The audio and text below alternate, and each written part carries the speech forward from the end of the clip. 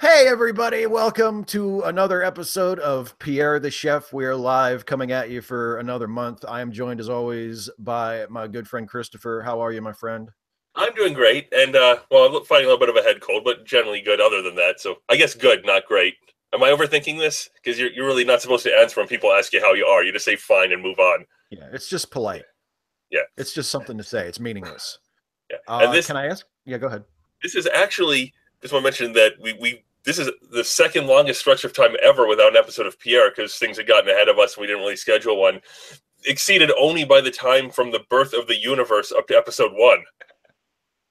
Can I tell you this is why it's good that we have a show together. Before you said that, I was thinking of the exact same joke. If you had not said that, I would have said that exact same joke. So We're on that's the same wonderful. wavelength. We're in the same wavelength. Speaking That's of, in terms of people not being on the same wavelength, can I ask you? I think you know what I'm going to ask you. Where's Pierre? Pierre is actually he's back in France at the moment. He's attending a wedding actually for a family member. He's a chef. He's helping cater it. He's a relative, so he's pitching in, helping out. So wishing all the best for. I think it's a cousin of his. I think I didn't get the details, but he's attending a wedding for family and helping out with that. So he's not able to make. I guess the wedding was yesterday, but it's a big thing, so he doesn't have time to do the show today. Okay. Catering his cousin's wedding. Okay, Yeah, that's okay.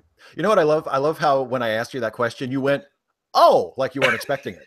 Like, like it's not like it hasn't been a recurring issue on this show since the first well, episode I don't know. that You we might named cross for me up Pierre. if I just assume that you're going to ask that question. You're going to go to something different, and I'm going to be like, and be caught flat-footed. So I try not to Right? anticipate. What if I had said, "Let me ask you something," and I think I know it, and I think you know what I'm going to ask you. It was a little warmer than usual this morning. What's with the unusually warm weather? And then you'd be like, "Oh Well, shit, it's like, wasn't oh, true." he's not here because. Oh, wait, it's more because Pierre. Yeah, he flies around in that private jet, It, and it just yeah, that's what climate change is all about. it's yeah. Well, the weather that's more a matter of climate change, but which isn't real, even though it is. Yeah, really. Okay, so speaking of things that everybody has known is real forever, but have denied until recently, sexual harassment. Exciting Um, topic. Very exciting topic. upbeat topic. We love the upbeat topics on Pierre the Chef. So obviously this was already being talked about when we did our last show, but in the over a month really since we've done this, um, Kevin Spacey, Louis C.K., who else? Al Al Franken. Franken, Roy Moore, and then Yeah. and of course we also have people reminding us of people who we knew were shitbags before, but we kind of forgot about it, like Johnny Depp Mhm. and Mel Gibson.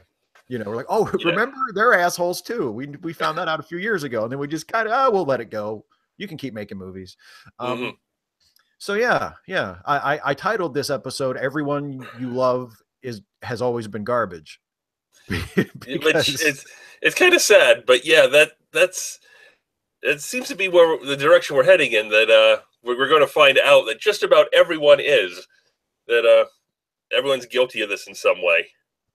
I It's mean, I mean you know, I asked it. I is it is for men in general, is not sexually harassing women really that high a bar?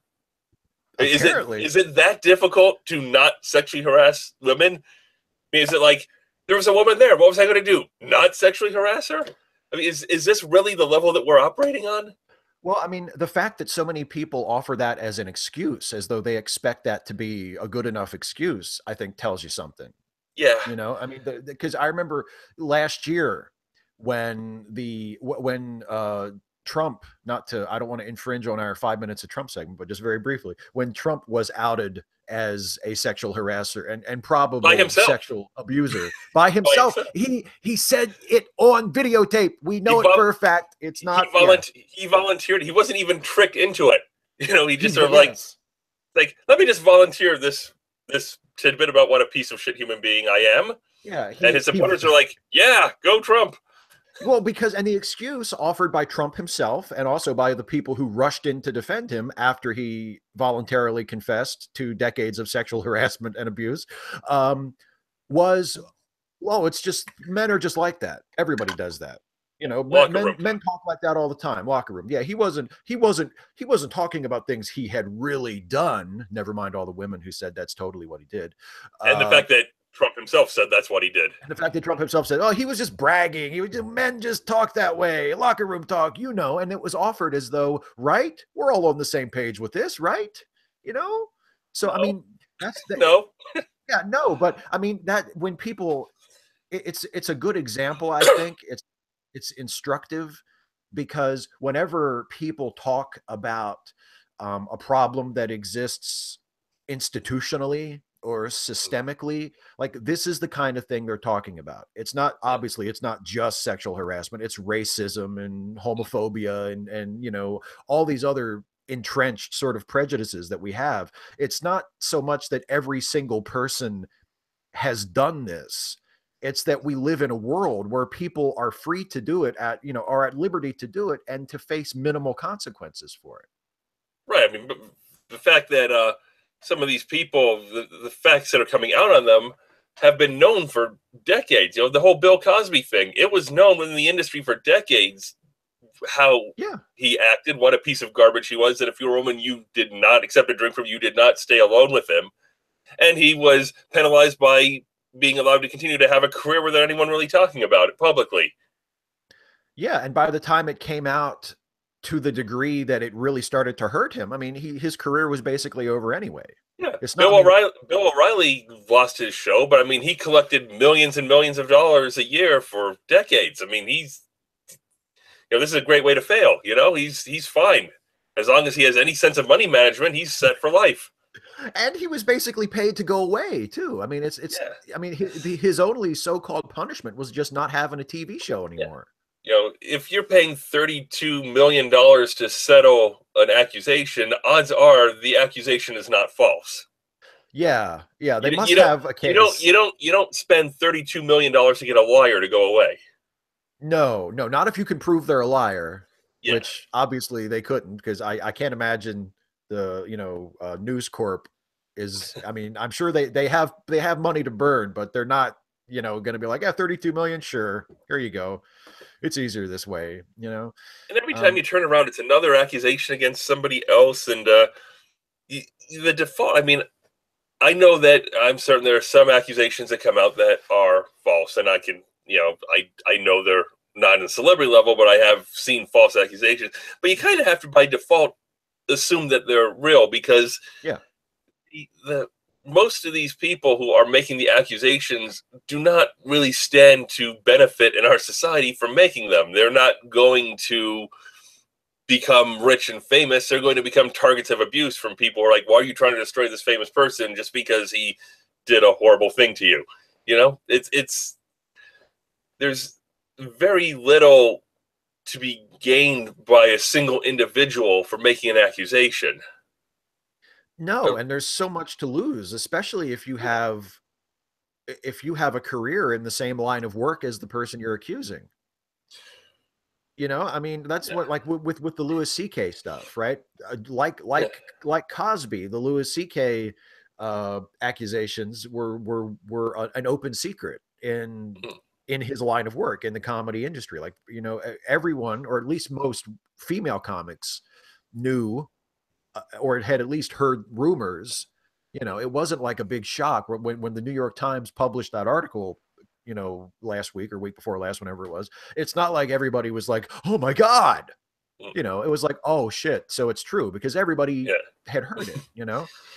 And his the apology that he wrote, or that, or maybe that his publicist wrote, I don't know.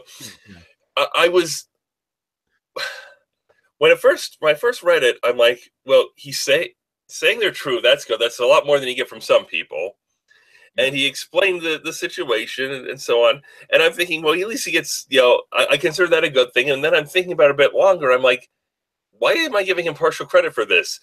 He said that Yeah. he was remorseful, but at no point in it did he actually apologize to anyone. He demonstrated a very, very clear understanding of why what he did was wrong, and he figured that wasn't just an epiphany that he had the moment this came out. He must have known it right along. He managed to Yeah. name pretty much all of his upcoming projects. Interesting. Yep. Yeah. I like this. Other than the fact that he said, yes, this is true, there was really nothing in there that was worthy of any sort of positive response. I didn't think that it was really much of an apology. Yeah, it was better than nothing, and it was above average for that sort of statement. But He you're didn't go right. I deny, mean, deny, deny, yeah, but that's the only thing. the more you read it, the less impressive it is. You know, and the fact that, to go back to your earlier point about, the default setting should be to believe accusers until such a time as you have reason not to. Um, there are people, even after Louis admitted it. He said one of the first things he says in that statement, as problematic and inadequate as it is in many ways, is these stories are true. He admitted it. He admitted that he did it, and there are still people defending him, even though he didn't really ask for anybody to defend him.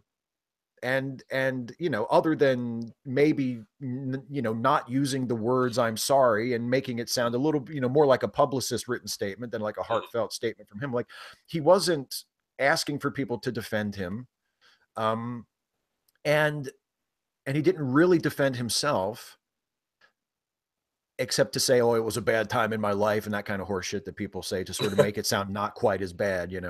But there are still people defending him. So why, if you're a victim of that kind of assault, especially if you're a woman and you already have to deal with a power imbalance because you're a woman and it's a male dominated society, and you're a comedian, so you're in a male dominated line of work, um, why would you make something like that up and accuse one of the most popular and respected comedians in the world of something that he didn't do, when that that's the sort of thing that will happen, where even if he admits it and says, "Yeah, these stories are true, I did it," people are still going to defend him. That makes no sense, that people would just make shit up. Like, what do they have to gain? I think this, in a way, comes back to our discussion about problematic people, where people, fans of celebrities, can't accept the problematic aspect. They can't accept shades of gray. They want to be good or bad. And since they like this person, they try to come up with ways to defend it so that they don't have to accept that, or acknowledge that the person they're looking to is not an ideal, that they do things that are wrong and that aren't necessarily defensible. Yeah, and that it might, if you want to continue to enjoy their work, you're going to have to reckon with that. Or if you can't reckon with it, you're going to have to just let them go. Right, because one of the things that he said was that he would ask for permission before he did what he did.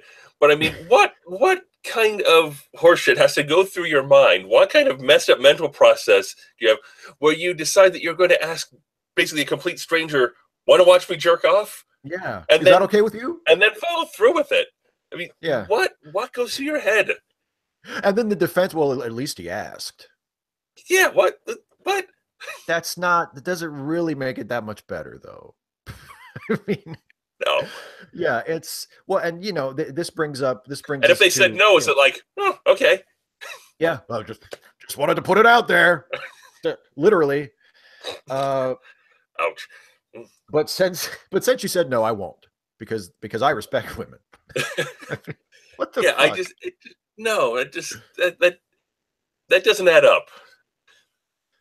Yeah, and I have to say, I mean,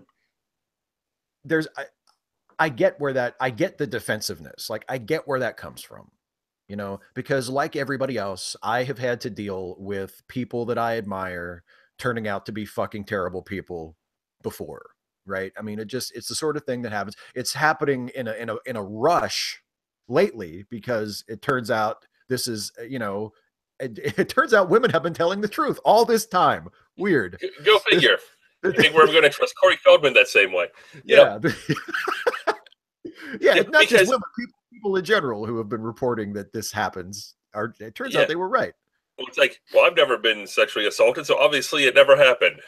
It's that whole mindset of only my experiences count. Yeah, exactly. Well, I've never been to the moon, so clearly Buzz Aldrin is full of shit.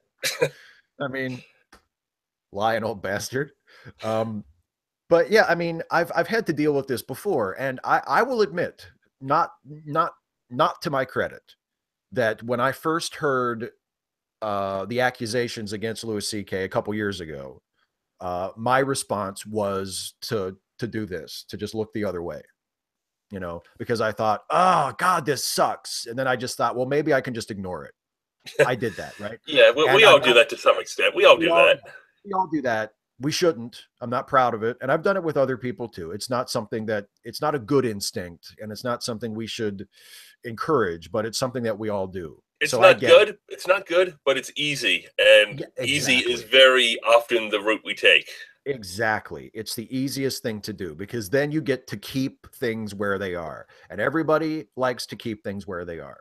Everybody does. Nobody, unless you are a truly courageous person, or like a real, you know, revolutionary radical person who is, you know, really just pushing for social change and trying to make the world better, probably because you come from a background where people like you have been shit on your entire life, and you're like, okay, we need to change this and fix this. Unless you're one of those unique, wonderful people, one of those heroes of history, you probably like things the way they are, or at least you're too afraid of how things might be if they're changed. And you're saying, you know what, let's just keep things like this. And that goes from a societal level to a personal level, where you're like, you know what? Yeah, but I mean, I think he's really funny though. Like I don't want to have to rearrange things. I think I'll just, nah, okay, maybe he did it, maybe he didn't. There's no proof, so I'm just gonna pretend like I didn't hear it. And you know, hey, he Right. has a new Netflix special. Yeah, And but that's another a point there. Like with Joss Whedon, with very much held up as a good feminist, or someone who helps push with feminist ideals, yeah, displays them in his work, and then wasn't necessarily living them. You yeah, how to what extent can you separate the artist from the art? Does it especially when, yeah. does it devalue a positive statement if the person who made that positive statement hasn't lived up to it themselves? I mean, yeah, and I guess it depends on the person, but And I think, that's one of the things that you sort of have to discuss or consider on this if you're actually going to seriously approach the issue. Are feminist statements devalued by somebody who treated women badly? yeah, I mean, I guess you have to sort of separate the statement from the person. I mean, you know, the ideas that you find in Joss Whedon's work, for example, that are feminist ideas, or empowering to marginalized people. You know, he didn't invent those. He just depicted them in his own Right. way. So you can still value that while Mhm. saying, you know, yeah, but the person who wrote it turned out to be an asshole, or turned out to be a hypocrite, or whatever. You know, it's a little bit, it reminds me a little bit of a few months ago when you were talking about how you felt about Joe Paterno after the revelations about Jerry Sandusky, where it's like you have on the one hand this person who instilled these very positive values in people and seemed to stand for everything good, and then on the other hand was someone who was complicit in this unspeakable crime and scandal. And it's like, how do you square that circle? You know what I mean? Like, how do you keep the good stuff that you still genuinely value, Right. and And the bad and stuff that happened doesn't mean that he still didn't have a positive impact on other people, and that the people look at him for having done good things. He actually did those things, and still you know needs should get credit for that, even though there's this catastrophic problem, yeah, catastrophic failure of morals on another front. The person and the actions of that they take that are positive don't stop being positives because they also did negative things. right. But at the same, yeah, at the same time, the negative things don't become more admissible Or excuse them. You or don't say, "Well, excusable. he did good things, so it's okay because he still got a net balance in the positive." Yeah, like, Things oh don't yeah, work that way. he was a serial killer, but in prison he records audiobooks for the blind, so it balances out. Yeah. Oh yeah, you're right. We should just let him go. Let him off the hook for the murders. He's been a pretty good guy since he got locked up in prison. Um, But yeah, I yeah, mean, you sort of have to accept that there's good things these people have done, and there's bad things that they've done, and where you draw the line depends on who you are and how much how much you can forgive, how much you think is worth forgiving. yeah, it's a very personal thing, and I mean, and the thing is, with the current flood of abuse allegations coming out about people, mostly men from uh, all public walks of life, apparently, is again, as I say in the title of this episode, everyone you love has always been garbage, because it turns out, I already mentioned Louis C.K., who I've been a huge fan of for years. We also have allegations out now against George Takei, which is like a knife in the heart of Yeah, Star Trek fans. and Neil deGrasse Tyson had Neil an de, accusation. yeah, Let me Neil when deGrasse I Tyson. heard the one about Neil deGrasse Tyson, I read something online once that I really liked that says generally people have a two-stage reaction to things if they actually think things through. And the first reaction is what you're conditioned to believe or what you're conditioned to react. And then the second one is who you really are coming through. Like, no, time out, wait a minute, step back and think about this. Yeah, And I kind of like that. yeah, When the Neil deGrasse Tyson, though, I first heard that, my first reaction was, well, I don't believe that. And then I started thinking about it. It's like, well, why don't I believe it? Because I don't know anything about the situation, the allegations, the person involved. I mean, I know Neil deGrasse Tyson from his public, work for science, but I don't really know anything about him personally or what he's like when the camera's not on. What it is, it's not that I don't believe it, it's that I don't want to believe it, which is a completely different exactly. thing. And I don't really have anything to base a denial or a position on that on. And I compared that with George Takei, and I'm thinking about that one, and it's like, I think I have a bit more reason to disbelieve the one against George Takei, if for no other reason than the amount of work that he does, the battles that he fights tend to be more social justice battles. Trying to do what's Yeah, right on that front, on and equality and empowering people. And so he has a very strong public track record that is completely against the allegations, that stands against it. He has a reputation in the realm of where this accusation comes from that works in his favor. It could still be true, yeah, but it's a lot harder to believe simply because of that's very much against what he has put a lot of time and effort into standing against. And if it's a lie, it's a hell of a lie that hasn't cracked for years. yeah. Yeah, but I mean, look at how long it took for the Kevin Spacey story to become public knowledge. I mean, apparently he was doing these sorts of things all over the place. Like they did an investigation of him at the Old Vic, where he was the director of the Old Victorian Theater for years, and they found numerous instances where he seems to have crossed lines and harassed or Oh, abused well, people. And well, even with the Decay situation, I mean, I don't know. I don't know on any of these. I just think that there's a little bit. We'd have a little bit more grounds to disbelieve that one than we would some of the others, simply because of yeah, who he is and what he's done. yeah, but at the same time, I mean, we have to be careful that we don't, allow his reputation and his, the fact that Yeah, he has been such a champion of equality, and he's been on the right side of so many things. Like, yeah, we have to be careful that we don't use that right, as a reason yeah, to be more skeptical right. of those I mean, accusations than we would be of someone else's. look at Paterno's reputation and what happened. Yeah, yeah. I mean, well, because I mean, Christ, I just watched Star Trek 2 again the other night. You know what I mean? Like, I love Star Trek more than I love most things. I love George Takei, or at least I did before this came out. I would be thrilled if it turned out this was all a misunderstanding, or if he was completely innocent. That would be great. But it just doesn't. It just it just doesn't look that way.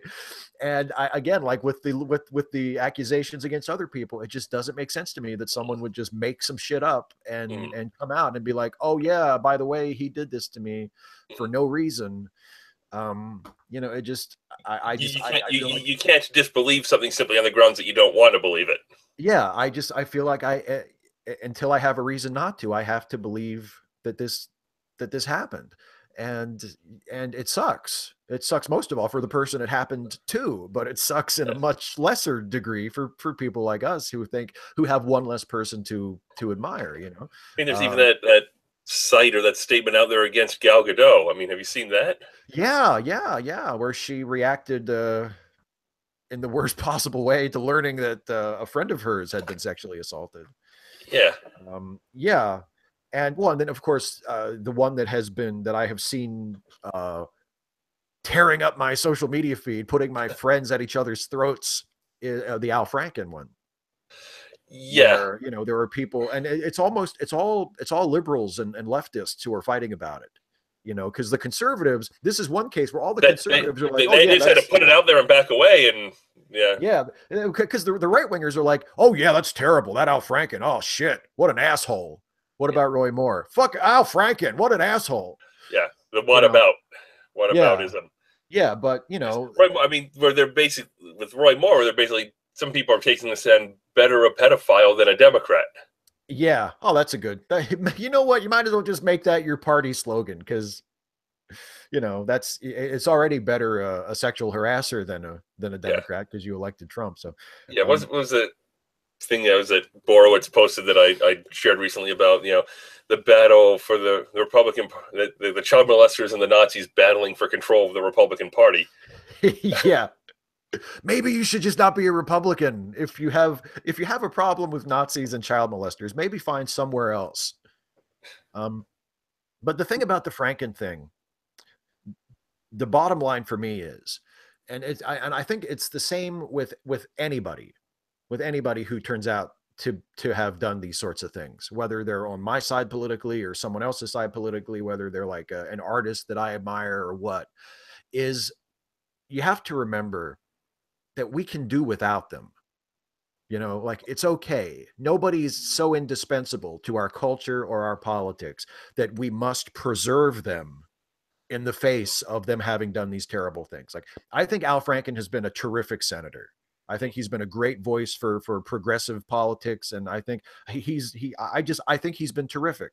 And I was a fan of his writing for years before he was a politician. But look, if he did this, and he kind of, I mean, he basically says he did. He said he didn't. He remembers the kiss differently than Leanne Tweeden does. But other than that, I mean, it's not like it's. I mean, he basically copped everything.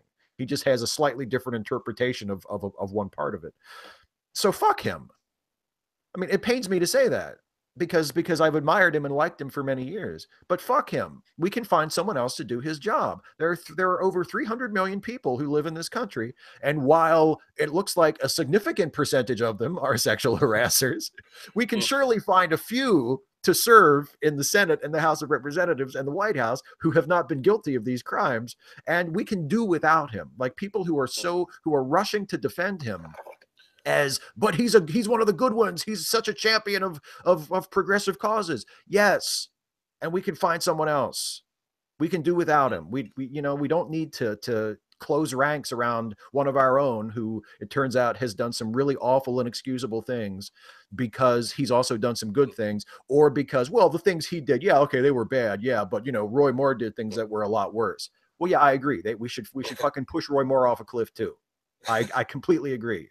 But, you know, let's not do what the Republicans are doing and try to change the subject. You know what I mean? And try to be like, yeah, but what about Roy Moore? Oh yeah, I think we're all agreed. Roy Moore is a piece of shit.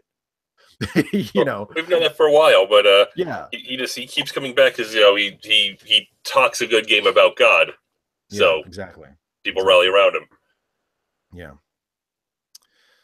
Oh yeah. So, you know, I don't know. It's like I say, I understand the instinct to want to preserve and salvage people, you know, especially people who have been very important or very admirable in the past or whatever. But it's like, we can't do that. And a lot of whether you can support or salvage a person, I think, would come down to how much you believe in a concept of redemption or genuine remorse. Because everyone always says, well, I'm very remorseful, I'm very sorry.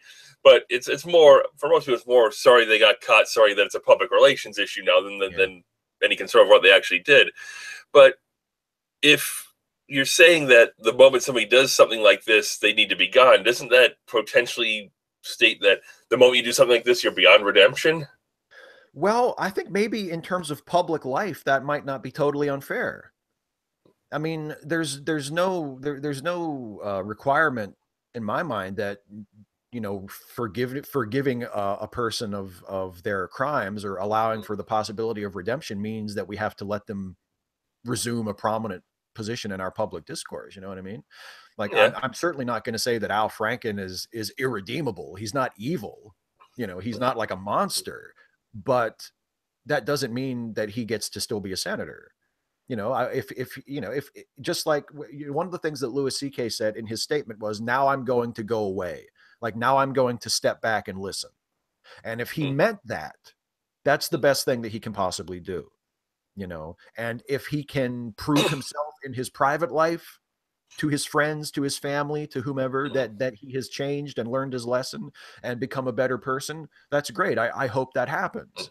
But that doesn't mean that, we should give him a few years and then sign him back up for a TV show. Give that spot to somebody else. And so that eventually maybe our culture can be populated by people who are not serial sexual harassers, rather than, well, yeah, he was, but he reformed. You know what I mean? Mm-hmm. I understand. Yeah, and you're right about that. I get a little bit leery of the concept of potentially one strike and you're out. Well, it's a hell of a strike, though. I mean, and with a lot of these guys, it's not one strike. It's like, oh, they had 515 strikes. We just never heard about them. Yeah, I mean, the Al Franken, I don't know how much there is there. I mean, Louis C.K. has a history that was known. Bill Cosby has a history that was known. Roy Moore has a history that was known. Yeah. Yeah. I'm not saying that Franken is like the worst of them, but I'm leery of trying to even just even for like Tyson and Takei. Yeah, even if just by comparing them to people who I think everybody would agree did worse things. Like I think the impression is still that we're trying to say, therefore it's not that bad. And I'm very, very leery of doing that. Like I'm not trying to say that we should have like a public execution, but it should be considered unacceptable. And it's not the sort of thing, it's the sort of thing that our popular culture and our politics have sort of quietly tolerated for a long, long time. And I think we owe it to the people who have been victimized by these sorts of things, whether it's something like Al Franken did or something like Roy Moore did or something even worse than that. I think we owe it finally to the people who have been abused to say, you know what, we're not going to put up with this anymore. And we're not going to leave the door open for your abusers in public. If they want to make things right with their private lives, let's hope that they do that. But we're not going to leave the light on for people who have done these sorts of things anymore. Well, I understand. I agree. I mean, that's a reasonable stance. I'm not disagreeing with you on that. I don't know how far we're going to get with that when we have somebody who confessed to these things getting elected to the White House. Yeah. That's kind of a hard standard to overcome. The barn door is already open on that one. Yeah. I mean, unless we say, okay, no more from this point on. Like, okay, can we all agree from now on? Right? Okay, everybody, no more rapists getting elected president. With all the accusations coming out and all the people stepping forward and all of the attention that's being paid us, I would love to think that things are going to change. I don't believe that they are. I don't believe this is going to add up to much in the long run. I mean, as far as a cultural change, I'd love to think that it would, but I don't believe it's going to, because it never has before. And we're still looking at the individual cases rather than the actual fundamental issues. And if you're not looking at the fundamental issues, then fundamentally nothing is going to change. That's it exactly. I think you hit the nail on the head exactly. And it's the way we deal with pretty much every problem. Is we look at it in terms of, well, these are just isolated cases. Just because we can pull forward 500,000 cases of sexual harassment doesn't mean there's actually a sexual harassment problem. No. We just have these individual cases that we can dismiss. It's 33,000 people a year die of gun violence, but it's not really a gun violence problem because these are suicides and these are justifiable. We can just filter all of these out, and it's not really a problem.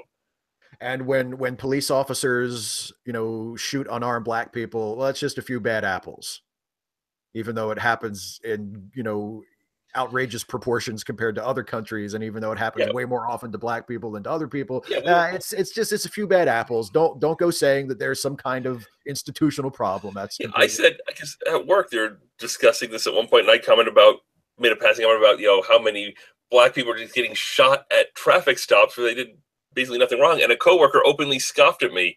You're not going to address the fundamental issues. You're not going to be able to solve the problem when people don't even believe that the problem exists.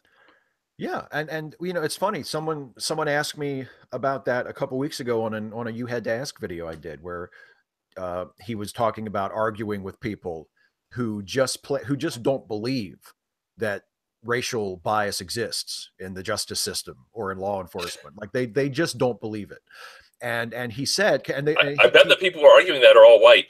it's interesting. Yeah, probably. Well, you could put money on that, probably. And I mean, and they say things like, well, black people commit more crimes, which is horseshit. But so my friend found the one statistic, probably not the one statistic, but the one statistic that people talk about a lot, that completely obliterates that whole argument, where even if black people did commit, an outrageously large proportion of crimes compared to other racial groups, it wouldn't even make a difference. Because when black defendants are convicted of crimes, they disproportionately receive harsher sentences than white defendants convicted of the same crimes. Yeah. So it's not as if, well, you can just say, well, the numbers make it look worse. No, this is a one-to-one comparison. White people the facts make it look worse. Yeah, what actually happens makes it look worse. The facts make it look a lot worse. Marge, everything is bad if you remember it. I'm tired of facts. You can use facts to prove anything that's even remotely true. So my friend brought this up to the person he was arguing with, and the person just flat out didn't believe it. And he even showed sources. He linked to studies that bear this out, that no, this really happens. Black people really get harsher citation, sentences. Please. Here's a citation. Yeah. No, other citations. Yeah, give me 50 more citations. It's like, and at that point, what can you do? Like when you offer an argument that completely contradicts them, and you offer your evidence for it, and they just say, I don't believe it. And this is why, and this is very much a different subject here, but this is why I think Democrats are going about the whole election trying to get elected the wrong way. They are focusing very much on trying to get Trump voters to switch rather than trying to give people who don't vote a reason to come out to vote. Yeah, that's true. Because if you are screaming at a brick wall. You have people who do not believe things that people have actually confessed to. Yeah. You are not going to sway these people. You need to get to the people who don't have a reason to vote and say, here's why you should vote. This is what we're going to stand for. That's worth voting for. But they're trying to get Trump voters to switch rather than get undecideds out, and that is very much a fundamental problem in what they're doing. You cannot convince somebody who will not be convinced. If a person is impervious to facts, the battle is over. There's nothing to fight here. Move on. And if someone is still an avid Trump supporter at this point, I can't imagine what you could possibly say, unless you're going to tell them that Trump personally abused someone that they know. And then even that wouldn't take care of everybody. There would still be people who are like, well, I mean, my granddaughter was dressed pretty provocatively. I think the president, he acted in a way that most men would, really. No, you know how you get Trump voters to turn on Trump? Convince me he had an affair with a black person.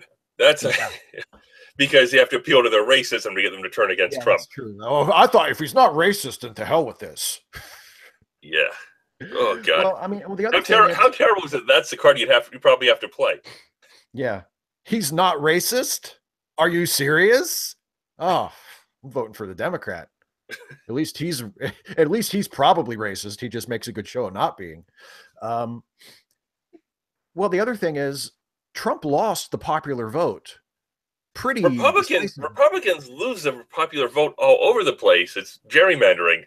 Yeah. Well, and I mean, it's been, I mean, isn't it in Virginia where they have Republicans have had a majority control of the state government despite not winning the popular vote in pretty much any category for yeah, like the last 4 or 5 elections? yeah, it's ridiculous. And it's been pretty well established, I think, over many, many election cycles that when voter turnout is high, Democratic candidates tend to win more often.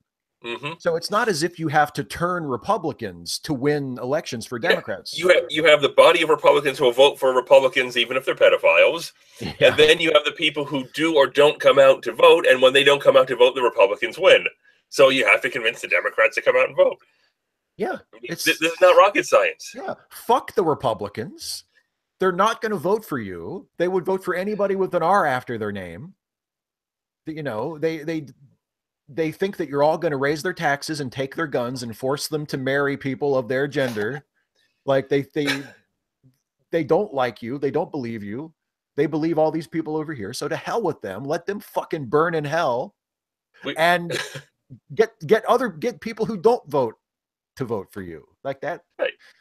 That's what That's a little Obama did. that's kind of off the subject that we were talking about, but it's the same sort of logic as far as what people will and won't believe. Some people Yeah. simply will not be convinced by facts, and for those, there's nothing you can do. But for the rest, really need to focus on people who actually matter and do good and are you know swayed by reality and in touch with reality.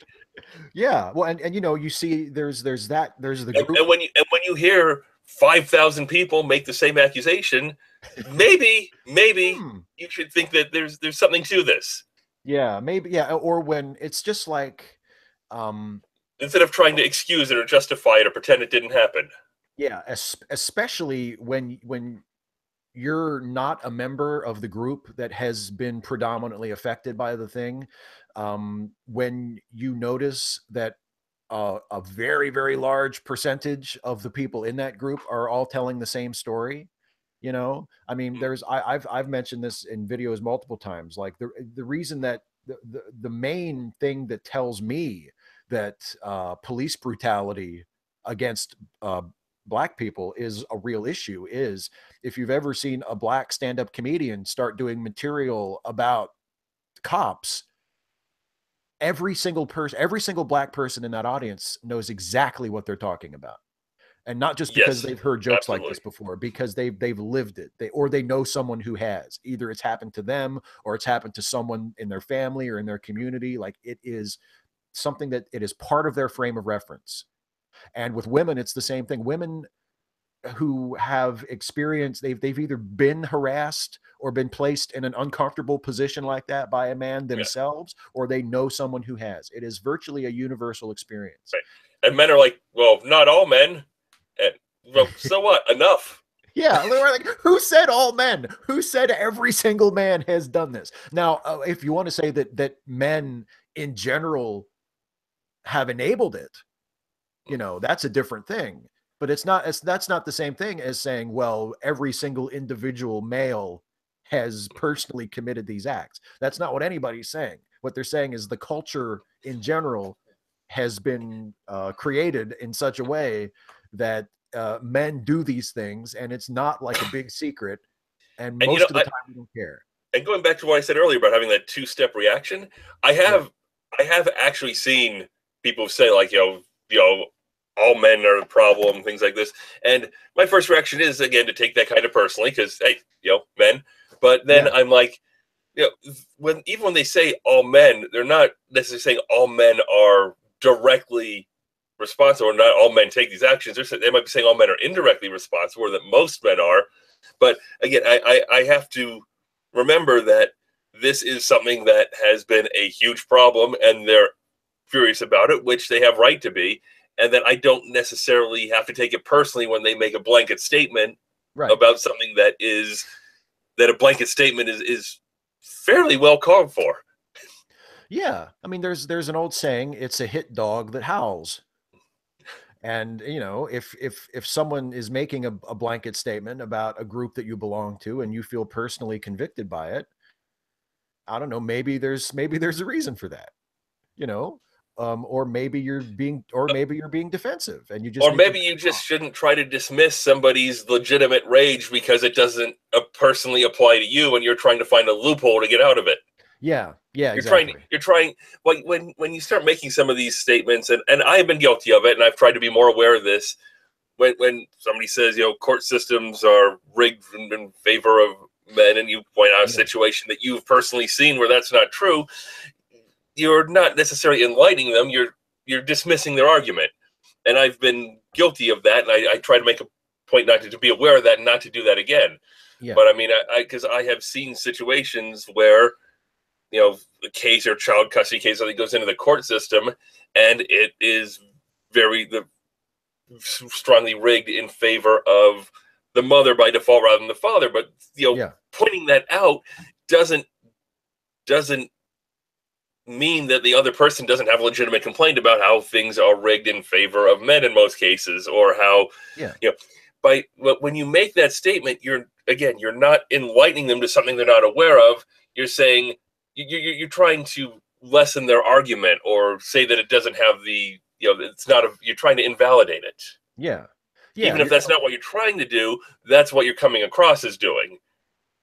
Yeah, I mean, one of the things that I've noticed in one of the communities I belong to, the atheist community, is that, and this has been happening for years, but it's been getting a lot more spotlight the last few months, is whenever someone tries to talk about people in the atheist community who are doing bad things, or trends in the atheist community that are bad or that are harmful to people, there will always be someone, and usually several someones, who will rush in as though someone has put up a bat signal to summon them, and they will rush in and they will immediately try to get everybody to admit that there are a lot of good people in the atheist community. Oh But yeah, nobody's saying they're not. yeah, exactly. That's not what the fucking subject is. If that's what you want to talk about, if someone's over here trying to say, there's a lot of, like, I mean, have you noticed how many racists there are? Have you noticed how many sexists and misogynists there are? There are a lot of people who are being accused of sexual harassment at atheist events, and a lot of people who are pushing harassment and abuse of people Yeah. online in atheist Well, spaces. Oh, yeah. but what about, there's a lot of good ones? Nobody, Yeah. You know what? shut the fuck up. This is a very busy intersection. There have been a lot of accidents. We should put a traffic light. Well, what about all the intersections without traffic lights that are just fine? Yeah. Hold on. No, that's not what we're talking about. Who the fuck invited you? Shut up. Get out of here. If you're not going to talk about, like this isn't the subject of the meeting. Okay. We came here because there's players using steroids, not because we want to talk about how pretty the new uniforms are. Right. Just fuck off. If that's what you want to talk about, we're talking about this. Well, what about the players who don't use steroids? Well, we're trying to help them too. They don't have to worry. Shut up. I mean, and it's like that's the thing, is like, that was a realization that I had, that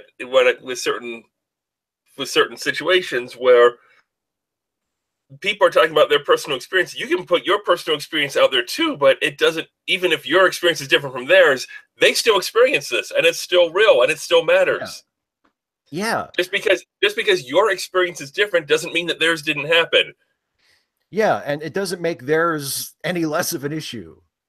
I mean, right? Yeah, it's and if they're furious about it and they make a general statement about white people or black people or men or women or whatever,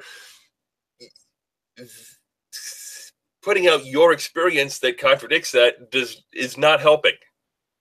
You're not leading them to the light. You're not enlightening them. You're not educating them. It's not like they aren't aware that 100% of situations don't go a certain way. Yeah. All you're doing is basically saying, well, your story isn't it's basically a dismissal. It's a way to invalidate, and it's something that and like I said, I've done it, and I'm more aware of it now than I was in the past, and I try not to going forward. Yeah, sure, I've done it too. I mean, there are things that I've said in my past that I'm terribly embarrassed about today. That I've hopefully grown and learned and become a better person. And I look back at myself 10 years ago or 15 years ago or 20 years ago or whatever, and I think, oh my God, I'm glad I'm not that guy anymore. You know what I mean? And you know, like I remember there's two things about myself when I was in my early 20s that I've just been thinking about a lot lately in light of Hmm. all of the uh, sexual harassment stuff. There was a moment when I was working at a truck stop where I worked at the time, and a customer made some kind of a gesture or a remark about a girl that I worked with. You know, kind of like a hey, you know, like just sort of like a lewd kind of uh, hoot or whatever. And Hmm. and and I was standing right there, and he looked at me like after he did it, like, yeah, check her out.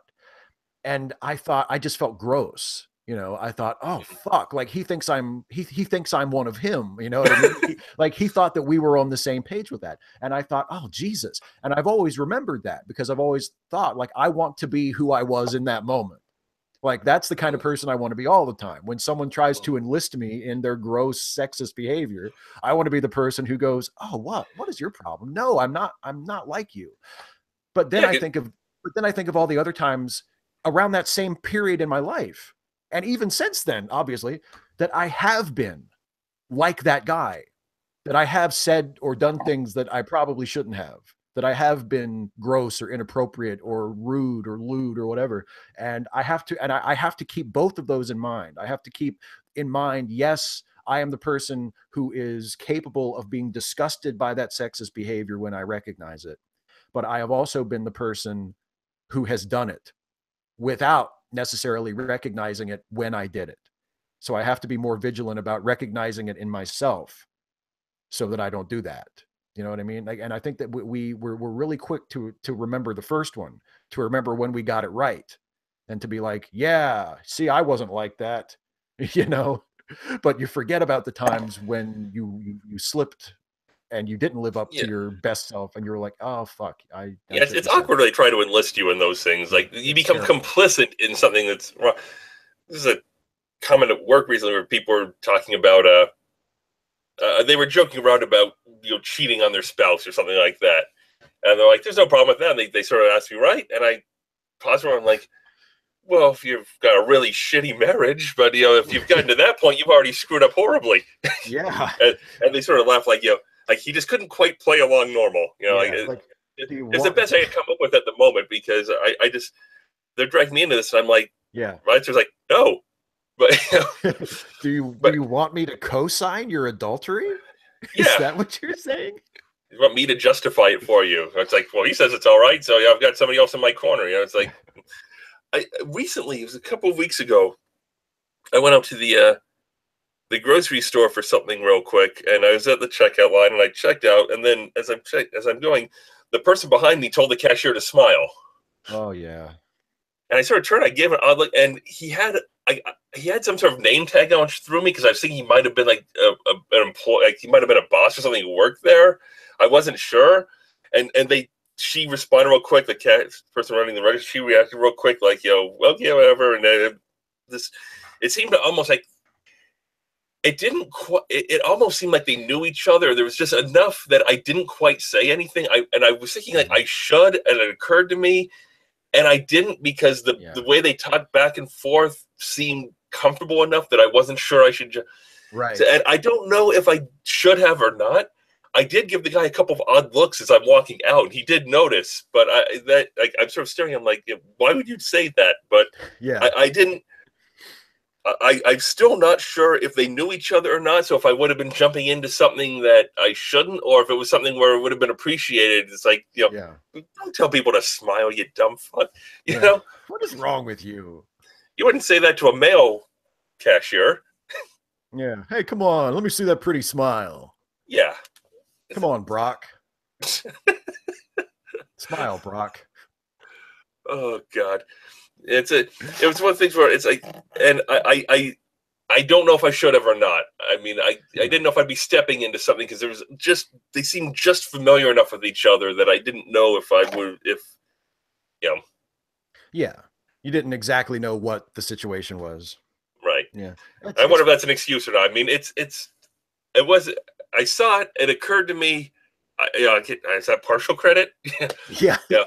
But I will give I you will. I'll give you a compliment that someone gave me once, which is you did not do as badly as you could have. Yeah, yeah. There's that. That's still one of the nice. I think that's one of the. I was hanging out with someone and we had just met. This is a couple years ago, and it was through a mutual friend. We were just kind of hanging out together, and then the next day, this person, they were talking about me on Facebook, and they said, "Oh yeah, he wasn't as big of an asshole as he could have been." And I was like, "Wow, that is." So that's good, right? So, You can take what you can get, I guess, right? yeah, In yeah. certain situations. So now that we have solved the problem of sexual harassment, Yes, two men have solved sexual now harassment. that two men have solved sexual harassment, We are as aware there's a slightly problematic aspect to this, but yes, yes, yes, it's we are something that in, it's something that should be discussed instead of ignored. So we do yes, what we can. we laugh lest we cry. Um, you want to talk about Trump for 5 minutes? No, but I guess we can. So, I don't want to talk about him at all. I want him to go away. so we got the. Let me guess. We still have the timer that only you can see. Exactly. You will have to take my word for it. You will have Well, to I take my trust you word. that far.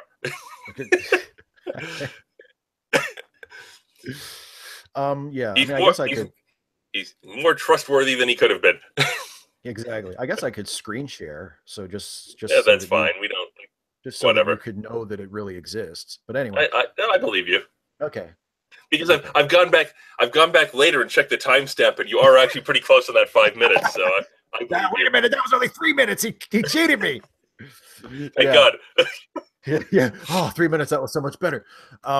Okay. So I'm going to hit start and we can talk about what the ongoing nightmare shit show that is the Donald Trump presidency for the next 5 minutes. Here we go. Start. Well, keeping it on the same subject, do you think that some of this is backlash against Trump for the fact that he is very open and proud of harassing women? I think some of it might be that Trump is the example of what can happen if you don't take it seriously. Mm, Like if you just sort of let that go by, like, oh, and now he's president, yeah, because you know? he talked about the beauty pageants, which Yeah. give me a break, and and walking in on into the dressing room on contestants who weren't dressed and were as young as what 15, and he was Yeah. bragging about that. Now if a Democrat did, if Obama did that, that would have been the end. But for Oh Trump, shit. oh, no big deal. Yeah. Hey, he's just a he. Come on, he's a man. Like, Yeah, okay, I guess that's okay. this is locker room talk, locker room abuse. Yeah. This is the thing that Hey, happens. it's nothing I haven't seen before. What, on a 15-year-old? The next question. Yeah. Um, And so then you have. I was wondering how much of this is like people saying no, this isn't right and it's not acceptable, and just because it's made it to the White House doesn't mean that we have to say that it's okay now. yeah, no, I mean, I think that's probably part of it, at least maybe not consciously. It's weird how these things happen. It's like you have to wonder sometimes, like when with the behavior is nothing new. Um, Well, Victims of this sort of thing. I've said that as far back as we talked several episodes ago. The Bill Cosby thing. It's just weird how these things will sometimes spontaneously gain traction. It's like it's Yeah. known, it's out there, and then all of a sudden it becomes an issue. And there's when it wasn't an issue before, and there's really no explaining the hows and whys of that happening. There's Yeah, no it's rhyme like or reason to it. why was it enough to bring down Harvey Weinstein now, but it wasn't enough to bring down Donald Trump a year ago? Why wasn't it enough to Yeah. bring down Harvey Weinstein a year ago? Why was it? Yeah, exactly. Like Or why? 10 years ago? That's What's another name different? that has slipped through the cracks because there have been so many that we didn't mention it here. But yeah, I Yeah. mean, what he did and the way he behaved was known by everyone for a very long time. Yeah, and he was allowed to continue being one of the most powerful people in Hollywood. Um, yeah, it's maddening when you think about it. It's like, okay, it's nice that this is happening now, but why is this happening now as opposed to 30 years ago? Why Why has this been why are allowed to you able to continue? get to the White House or the top of your industry when these things are public knowledge about you? Why Yeah, is this not disqualifying? And why is it just randomly disqualifying later on down the line? right, right. Yeah, I don't know. I mean, may I it's It's impossible to Because say. there I are mean, so many things about Trump that should have been disqualifying that would have been for just about anyone else. virtually everything we know about him should be disqualifying. What qualifies him other than his basic constitutional qualifications that he was born here, he's And old enough. and he's 35 Yeah. years old. Yeah. Yeah, he's a natural born citizen. He's old enough. He's lived here for long enough. So that's it. Like, but he's a man of no intellect, of no imagination, of absolutely boorish, awful personal habits. He's racist and sexist openly, undeniably. Like, He's a 10-year-old bully who never changed. yeah, He just grew old. what fact do we know about him that is not disqualifying? People talk about his business acumen, but he's filed for bankruptcy like 4 times and he won't release Yeah. his tax returns. Yeah. So Funny how what that business? works. Yeah. How far are we into the 5 minutes now? We have a little over a minute to go. Oh, that's sword. That's what happens when you spend your 5 minutes of Trump talking about Harvey Weinstein. Right, fuck them both. No, not for $1 million. Yeah, nobody should ever do that ever to any of them ever. But well, I just wanted to point out, he took his trip abroad the last couple of weeks, and a reporter asked him. He said something to something. For some reason, he mentioned that, well, he hasn't been watching TV during his trip because he's too busy, and then he also like the next day he tweeted something about how when he was overseas he was forced to watch CNN and it was terrible. So he doesn't watch TV, but he found time to watch CNN during his international trip, and he just wanted us all to know that it was still terrible. It's like I've said before, he lies about everything. He lies about important things and he lies about completely inconsequential things. He's just a liar. Yeah, and no filter. The only difference between him and the Iron Sheik on Twitter is that the Iron Sheik is actually entertaining to some extent. And the Iron Sheik has accomplished things in his life. Anyway, hey, that's it. That's it for 5 minutes. And the moment you said that, a car alarm started going off outside, and I thought you had some sort of buzzer or celebration thing set off. It wasn't me, man. It wasn't me. So, you want to we save a few minutes at the end of our show for just geeking out on stuff. Geeking out on stuff. Because we usually talk about important things or sometimes really heavy things. So, I would just like. We've talked. We've talked about this. We've talked about racism, the Charlottesville. We've talked about some very serious things, and so we like to try to wrap up, unless it's too much of a tone shift, with something a bit more lighthearted and entertaining and relaxing. So for my part of that this month anyway, I would just like to take a moment to gloat about how bad the reviews for Justice League are. Well, is this really a surprise? No, I guess not. But I mean, the biggest compliment I've seen it receive so far is, well, it's better than the last one. It's better than Batman v Superman, which is the absolute definition of clearing a low bar. Which is basically the same bar that Batman versus Superman cleared. Is at least it's better than Man of Steel. Yeah, exactly. Getting shot in the leg was better than getting shot in the lung, so I'll give it that. But I haven't seen it. Full disclosure, I have no intention of ever seeing it. I swore off the DC movies after Batman v Superman. I will lift my ban to see Wonder Woman at some point. Good. I do want to watch that on video on demand at some point, but I just haven't had time to do it yet. But because that one is actually a good movie. That's what I hear. And I honestly, it's the one that Zack Snyder has had the least direct involvement in. Weird how that works, isn't it? It's sort of like how talk about choosing the wrong person to launch your empire. It's like putting Trump in charge. It's just let's pick the worst possible person for this job. Oh God, Meanwhile, Marvel is over there plucking indie directors, out of film festivals and going, "You want to do Ant-Man? You want to do Thor? You want to?" And they're like, "Yeah, sure." And DC's over here like, "Let's have Zack Snyder do everything." Okay, sure about that? Okay, this one here. But yeah, I checked today. It's at 38% on the tomato meter on Rotten Tomatoes, which is better. than Batman v Yes. Superman wound up. So it's better than that, but not by a whole lot. And it's not, given the fact that most of the reviews are out now because we're at the end of the opening weekend, it isn't likely to climb very much higher Yeah. than that 38% level.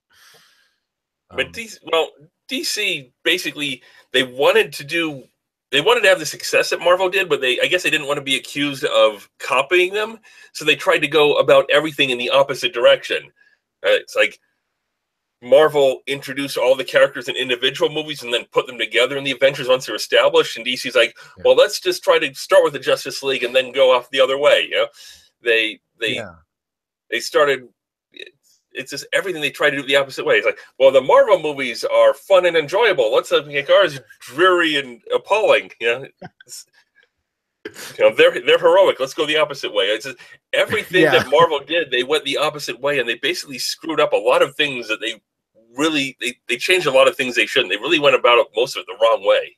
Yeah. Well, I mean, the thing about the DC movies, the Marvel superheroes basically enjoy being heroes, and the DC heroes just hate everything about what they have to do.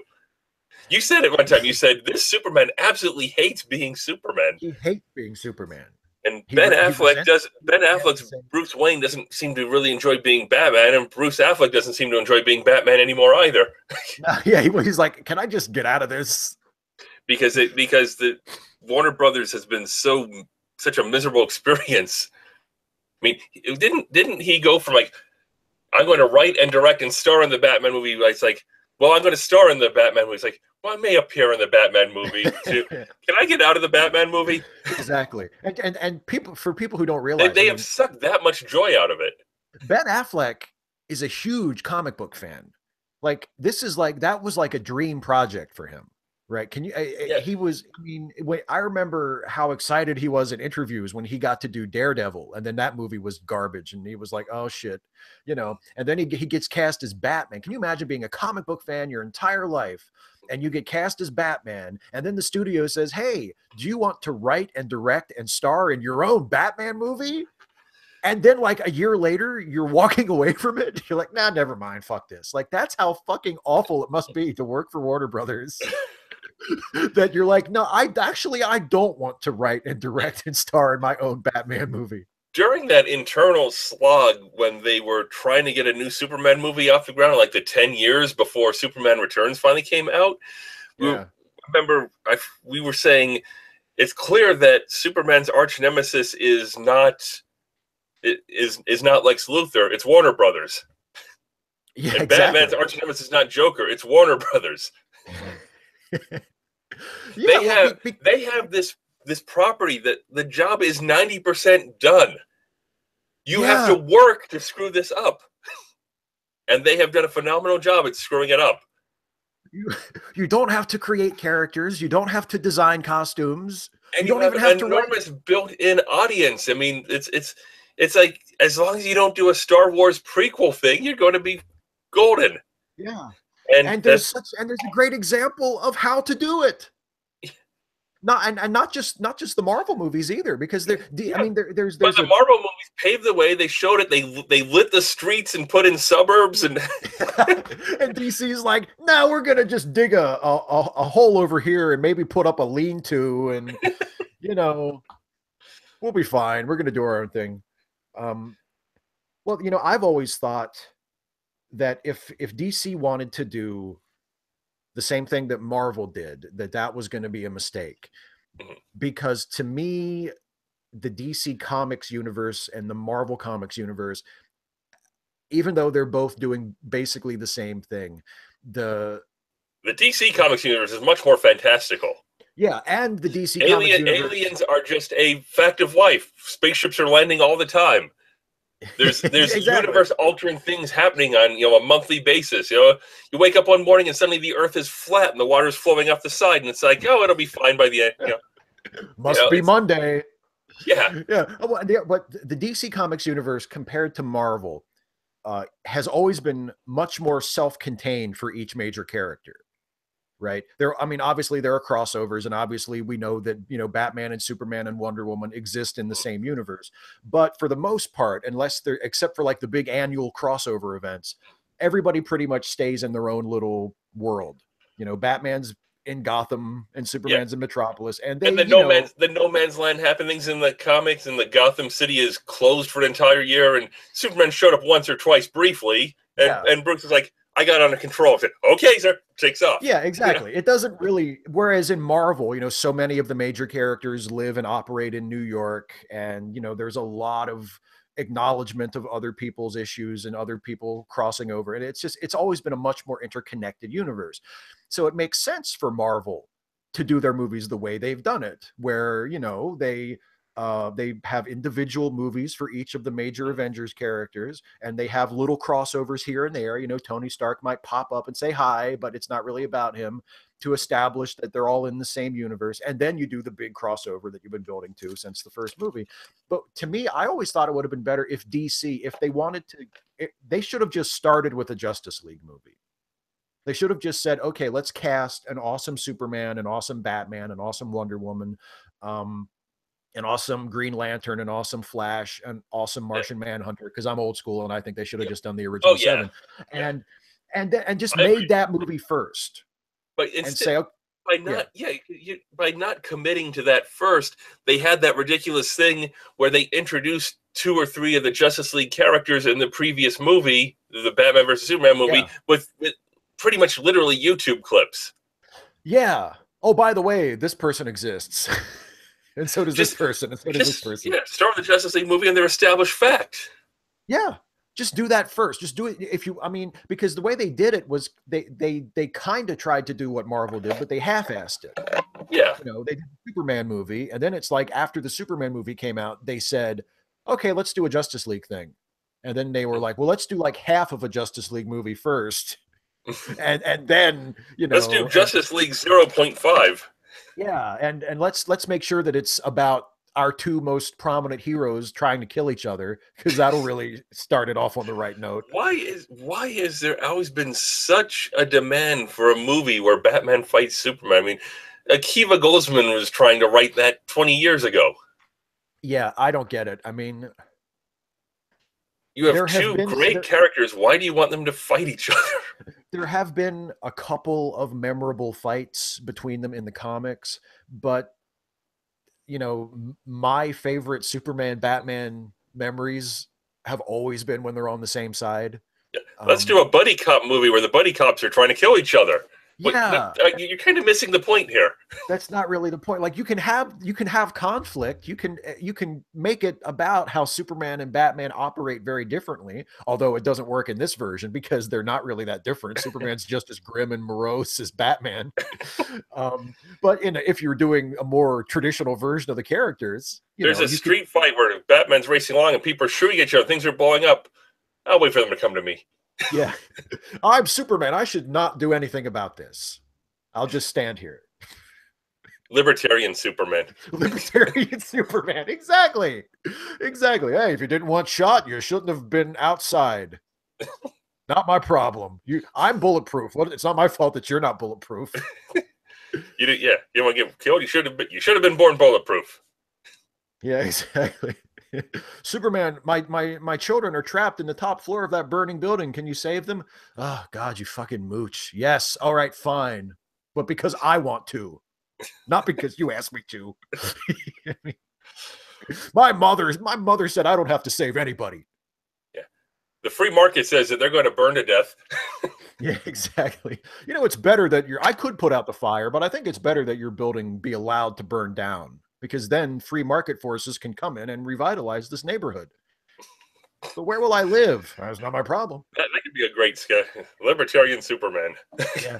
You know, there was actually on Saturday Night Live last night, there was a sketch about Batman that, if it had been written a little better, that is, if it was on a show other than Saturday Night Live, it would have been really great. But the premise of it was spectacular. It was Bruce Wayne is doing a charity like giveaway for Thanksgiving, where he's letting like low income people come to Wayne Manor and he's giving them food.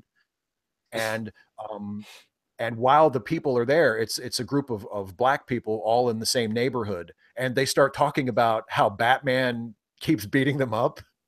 and it's like, Batman broke my cousin's jaw the other day, and all he did was steal a TV. Like, that's not even, why does he deserve to have his jaw broken for that? And Bruce Wayne is like standing there going, well, Batman takes crime very seriously. And they're like, yeah, but it seems like he's in our neighborhood a lot. And it's such a great idea, because it hits at one of those things about the character that you don't really think about, and that is rarely acknowledged, that like, what do people who live in the high crime neighborhoods where Batman is always like beating the shit out of people, like, what do they think of Batman? They probably don't like him that much.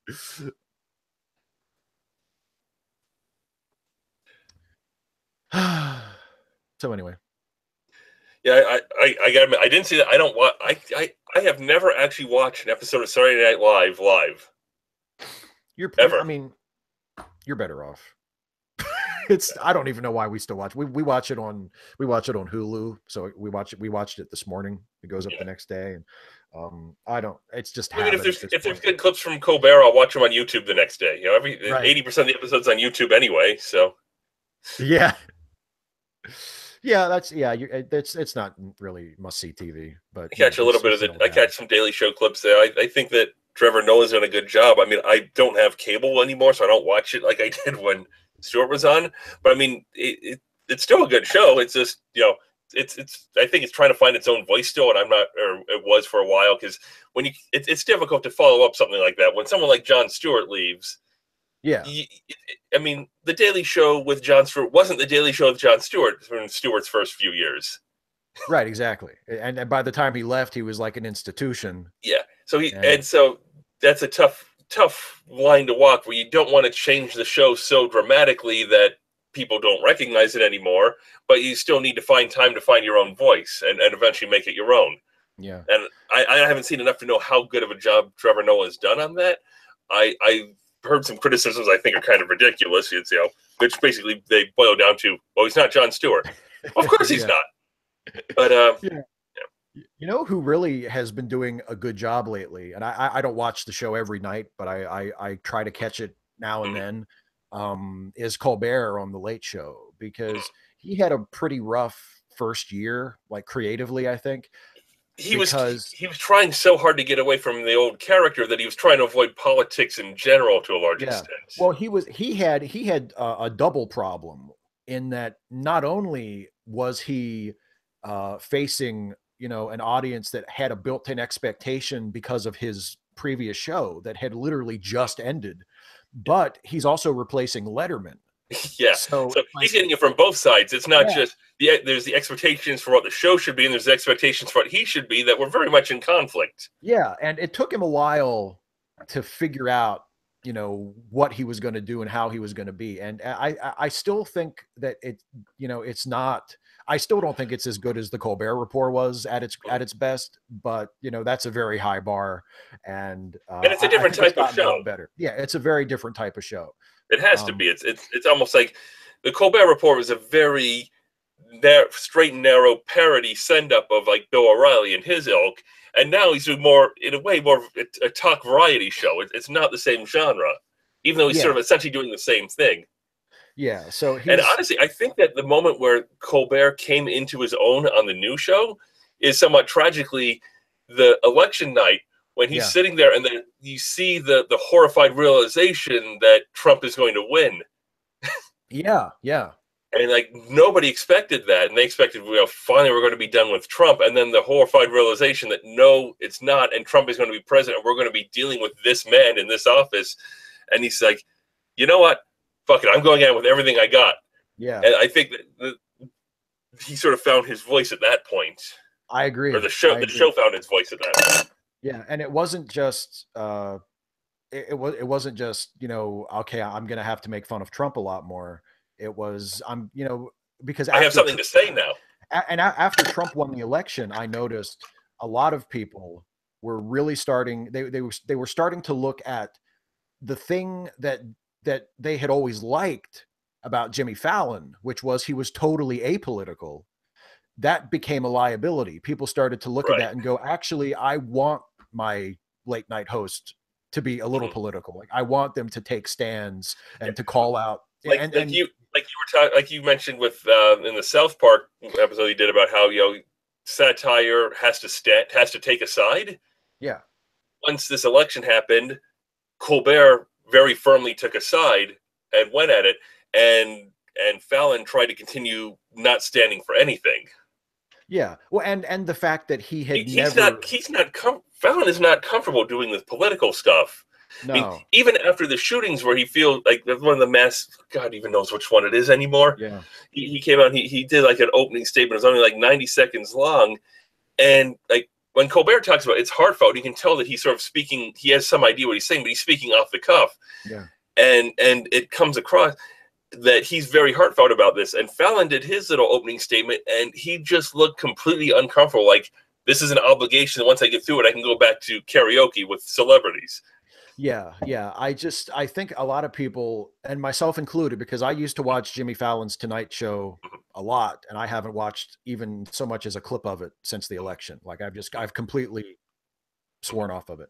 And I think for a lot of people like me, it's, not only his being apolitical since the election, but you start to look at him being apolitical before, Mm-hmm. and you think like, I'm not, maybe I shouldn't have been as okay with that as I was, maybe, Yeah. If somebody but and if people come onto your show and misrepresent themselves and lie through their teeth, you do have some obligation to call that out.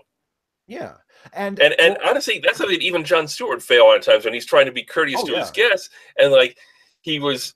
He had Condoleezza Rice on shilling her book, and at the end, he starts to, he starts to do his normal, we have the book, great, great book, great, and he starts to go through this, and he pauses as he realizes what he's saying about Condoleezza Rice yeah, after yeah, everything that, and when he had the guests on, sometimes he would really back off. So I yeah. mean, Oh, that's something very that even much. Stewart has screwed up on, and he was great at what he did, but that was still an error that he would make. But Yeah, Fallon, it's just like, one thing about the Tonight Show, and I don't know if this was true with Carson because that was kind of before I was really paying attention, but definitely mhm, during Leno, the Tonight Show has always been very middle of the road, plain vanilla, and it's never really stood for yeah, anything. Jay yeah, Leno never took a stand on anything to be as inoffensive as possible so they can appeal to the most markets and maximize profits. yeah. Jay Leno never stood for anything. Fallon doesn't really stand for anything.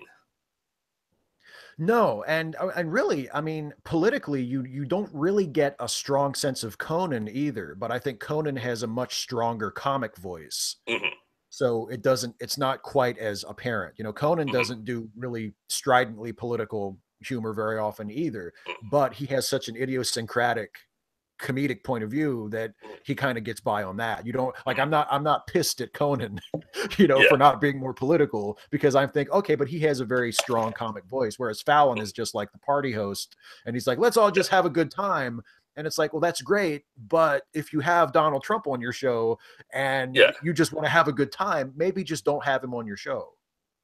yeah, Like if that's how you're going to approach it, if you're not going to treat him any differently than Tom Cruise, maybe yeah. just don't have him on the show. If there's a mass shooting, don't say, "All right, this is a terrible thing, but let's party anyway." Yeah, Yeah, yeah, exactly. Now let's smash eggs on each other's heads. We're all very sad about the shooting, but now it's time for what's in the box. Like, oh, I don't know if I want to do this. Um, so yeah. So I mean, I've heard it said that Fallon is a lot like some of the earlier hosts, like Carson, probably the most Carson-like host on late night since Carson yeah, in what he does and how he approaches it. But and while that can sort of be a good thing, we're in a different world now, and the politics are, I suppose they were important then, but it's a lot more in your face and it's a lot more aggressive now, and you have to deal with it yeah, because this nation is sliding off the rails in a way that it yeah, didn't do when Carson was on the air. yeah. Well, yeah, it's just you get the feeling that the stakes are a lot higher. Right. And I mean, I think the thing is, like with Because Jimmy there's Fallon, there's a lot of stuff that's acceptable apparently in politics now. It's completely inexcusable 20, 30 years ago. yeah, apparently, evidently. Yeah. Well, and I mean, the thing about Jimmy Fallon is I think he's really good at what he does. And when I watched his show, I thought he was really good and he made me laugh a lot. And I'm sure he's a nice guy and a very genuine, sincere person. He seems that way. He seems Well, like so just an in a lot of ways, so is Leno. I mean, Leno is a oh person. sure, Anyone who talks to him is like he's just a great guy. He's fun to be around. He yeah, just didn't stand for anything when he did a show. yeah. It's a matter of, because of my taste, because of changes in our culture and changes in the way the world is. It's just not the sort of thing I want to see anymore. You know what I mean? Like, yeah, he's really good. I like him. He's very good at his job. He's a very talented guy. He seems like a Very very good, nice very guy. good at doing a vacuous show. Yeah, exactly. And it's just like I would rather watch somebody who has something to say, and who is using his comedy and his platform of millions of viewers a night to do something as opposed to just try and distract everybody. Right. I don't want to be distracted. I feel like I need to be focused. A lot more people need to be more focused because Yeah. look at what we've got now. That's from Yeah. people being distracted. What kind of world do you live in where you think, what people need? They need a frivolous distraction. Okay, because there aren't enough of those. Yeah. So anyway, what do you say we wrap this baby up for another month? That sounds good. I think we'll wrap up. Try to get another show in December before we get into the Christmas season. Before Santa Claus comes to town. Yeah. Do our wrap up. Hey, like I said on Facebook, we've got nearly enough episodes now. We can do a clip show if we want. We're gonna get to that point. Yeah, totally. We could do the best of Pierre, and it'll be just a blank screen because he's never been here. That'll work. That'll be a cheap way to fill 30 minutes. It'll just be this. It'll be just my empty chair.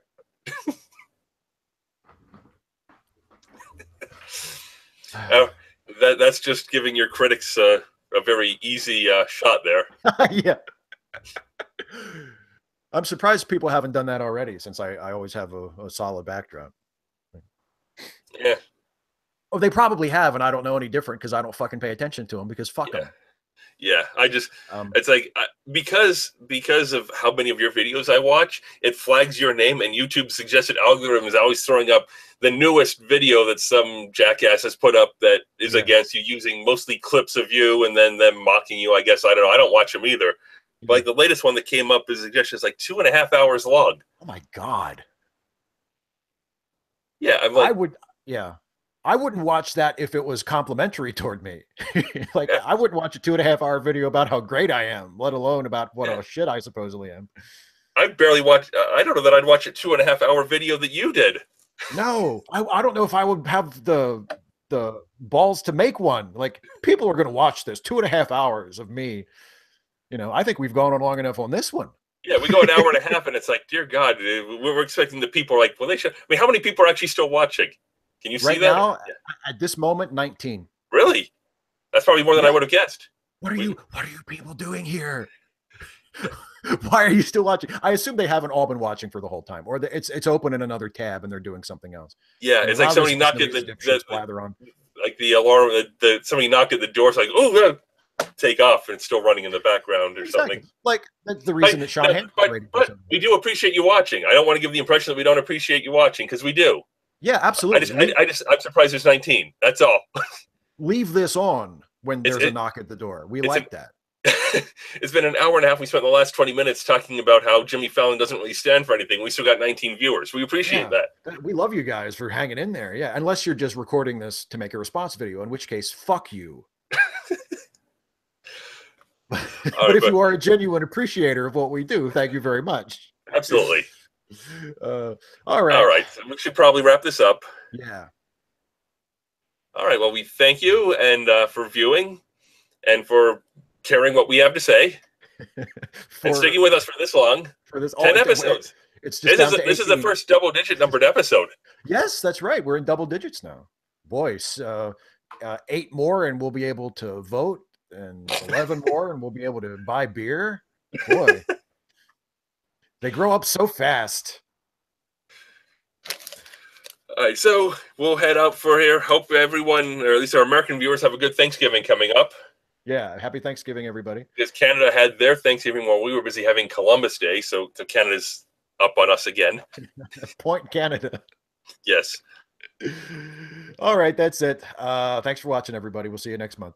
See you next month.